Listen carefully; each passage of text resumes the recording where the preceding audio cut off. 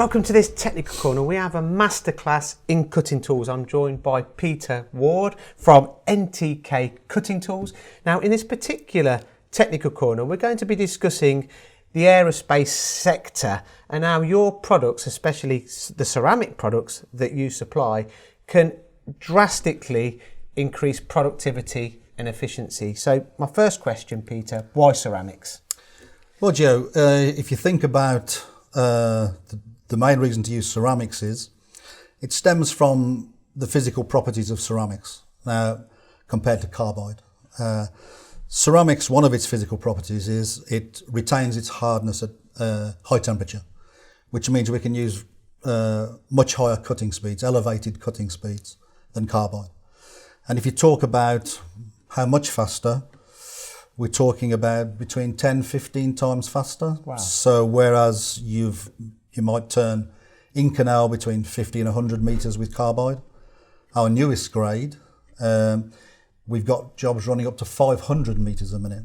Wow. So it's a transformational change. So you're not looking to save minutes, you're looking to save hours. So why isn't everybody within the aerospace industry that have got the right application using ceramics then?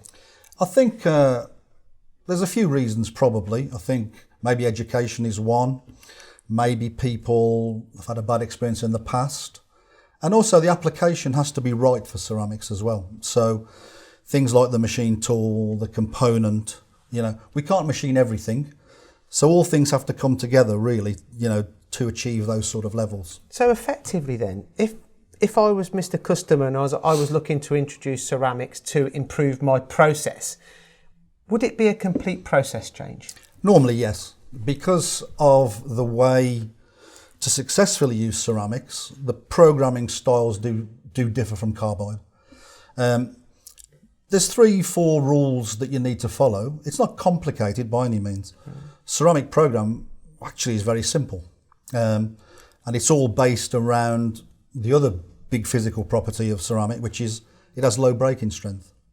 So all your programming and all your thinking has to be based around, avoiding shock load, that kind of thing. So what are the 3 rules?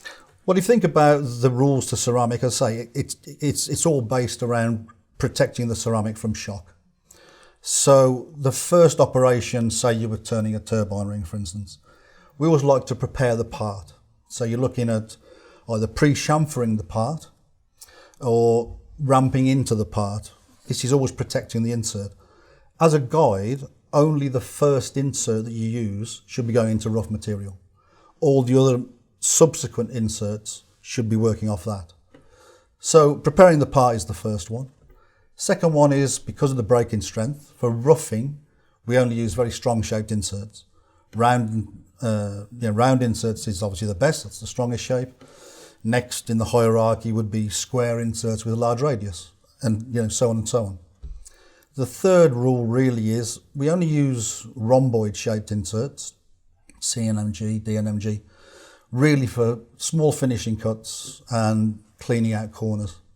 And there's some programming areas about that people need to know as well. So are the barriers to entry effectively education? You've mentioned programming a few times. So as well as changing a complete process, you need to be knowledgeable in regards to the feeds and speeds. It wouldn't just be a case of replacing the carbide end mill with a ceramic end mill. No. I think you have to start from scratch.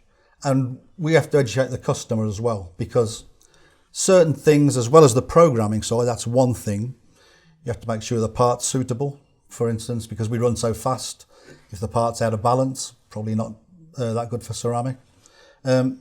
So, has the machine got enough power, enough coolant pressure? So all these things have to come together to have a successful thing. And as well as that, it's things that you'd expect from carbide.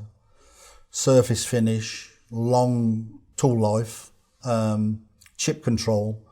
They're not really the objective with ceramics. It's about metal removal. Right, now, with the metal removal, you've got 3 different grades. Is that correct? Can you explain the grades for applications? They're obviously application specific. They are, yeah. I mean, there's 3 material groups really. There's about 10 grades altogether. So the 3 material groups are You've got the oldest one, which is whisker ceramic, which people will be familiar with for aerospace, been around a long time. That's aluminium oxide with silicon carbide whiskers, which make the insert stronger. Very good for flank wear, for grooving sort of operations. You've got Cylons, which are tougher than the other ceramics, so you'd use those, say, for milling. Then you've got our brand new composite material. It's not even a ceramic, it's a whole new generation of materials. That's the Bidemics. And that's the one where you're using very, very high speeds, say turning Inconel up to 500 metres a minute. Wow. So it's a huge, change. Phenomenal. Peter, thank you very much. So there you have it, a technical corner that you just couldn't afford to miss, especially if you're in the aerospace industry. And if you're looking to save hours, not minutes, contact NTK to come and have a look at your applications.